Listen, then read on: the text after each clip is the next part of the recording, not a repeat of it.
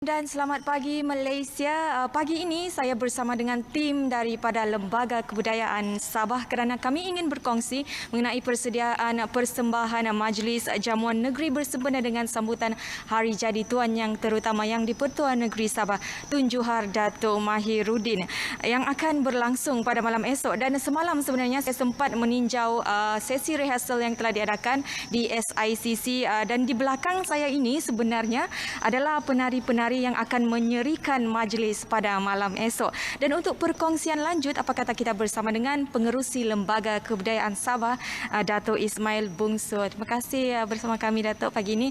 Yang pertama sekali, Dato', setiap tahun LKS ini kita tahu diberi kepercayaan untuk mengadakan persembahan istimewa sempena sambutan Hari Jadi TYT dan kelainan yang dibawakan pada kali ini. Sabah ini mempunyai budaya yang cukup unik dan berbeza dengan negeri-negeri lain, dan di sini ada lebih kurang 35 suku bangsa, dan saya kira dia bukan satu kelainan tetapi masih sama seperti dulu, cuma format itu agak berbeza.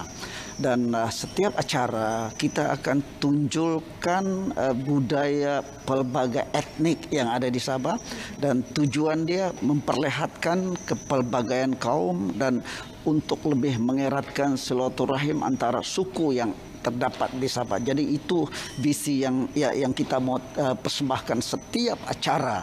Jadi Sabah ada suku Kadazan, ada suku Dusun, ada Brunei. Jadi ini budaya ini kita mau tunjukkan supaya sifat kekitaan itu ada di dalam kelompok orang-orang Sabah dalam penyatuan yang memang berbeza dengan negeri-negeri lain di Malaysia ini.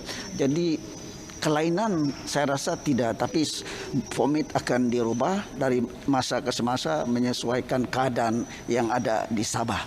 Baik. Dan kita tahu kita masih lagi dalam PKPP, dan bagaimana sesi latihan itu diadakan sebagai mematuhi dalam masa sama mematuhi SOP yang ditetapkan.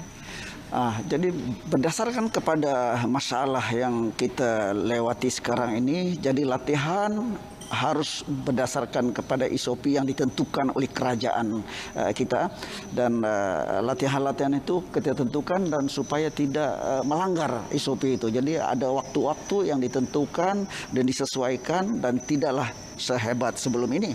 Jadi kita atur susunan supaya tidak melanggar peraturan-peraturan. Insya Allah dengan cara ini, dengan cara ada disiplin, ada peraturan, kita tetap akan mempersembahkan sesuatu yang terbaik untuk Sabah dan memperlihatkan bahwa orang Sabah ini ada berbagai suku kaum, berbagai agama, berbeza agama, tapi tetap bersatu. Dan inilah yang kita mau tunjukkan dan kita perlihatkan sebagai satu Malaysia. Sabah menjadi contoh yang terbaik dari segi perpaduan bangsa.